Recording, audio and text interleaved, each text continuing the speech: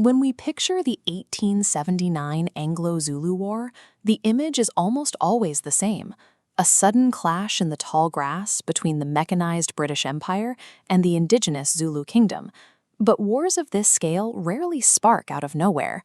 This conflict was the boiling point of a geographic game of musical chairs that had been playing out across South Africa for centuries. The landscape was shaped by a process we can call cascading displacement.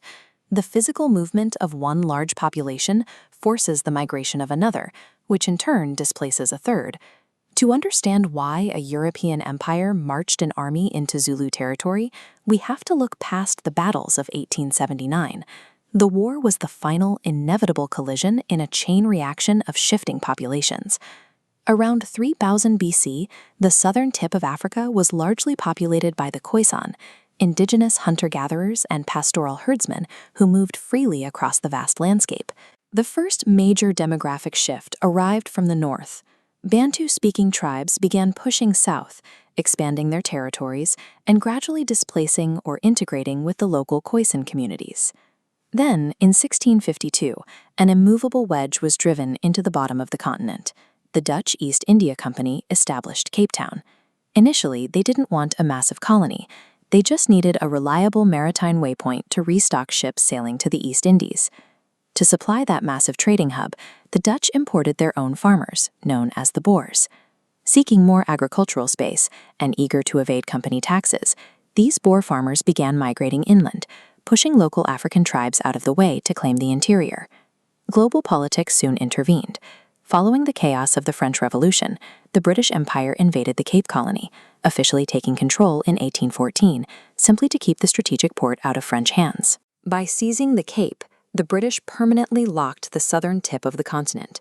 They created an immovable anvil against which the migrating internal populations would soon be hammered.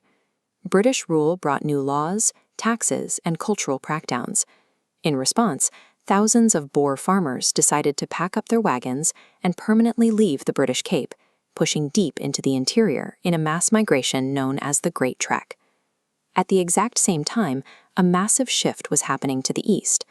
A leader named Shaka was unifying the disparate Nguni tribes and restructuring them into a disciplined military machine, the Zulu Kingdom. Shaka mobilized armies, unleashing an expansion known as the Mfecane, or the Crushing.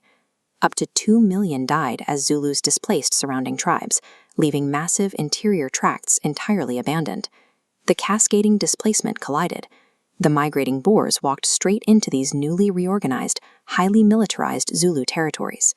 The resulting clashes produced devastating casualties on both sides. When the dust finally settled, the interior map was fractured. South Africa was locked in a tense standoff between isolated independent Boer republics and a massive, battle-hardened Zulu empire. By the 1870s, the geography was gridlocked. The British dominated the southern coast, the independent Boer republics held the central interior, and the Zulu Empire controlled the east. The discovery of massive diamond and gold reserves within Boer territory placed the region's immense wealth directly in the path of British expansion. This sudden injection of extreme wealth changed the British strategy. They no longer wanted to simply hold a coastal waypoint. They wanted total control over a unified South African federation. To build that federation and secure the wealth, the British needed to clear the board. That meant subjugating the independent Boer republics and neutralizing the massive Zulu military right next door. The British orchestrated their move. They issued an ultimatum to the Zulu kingdom, demanding they completely dismantle their military system. It was an impossible demand, designed specifically to guarantee a rejection. The Anglo-Zulu War served as the calculated imperial conclusion to centuries of cascading displacement, a final, violent push that forged the modern borders of South Africa.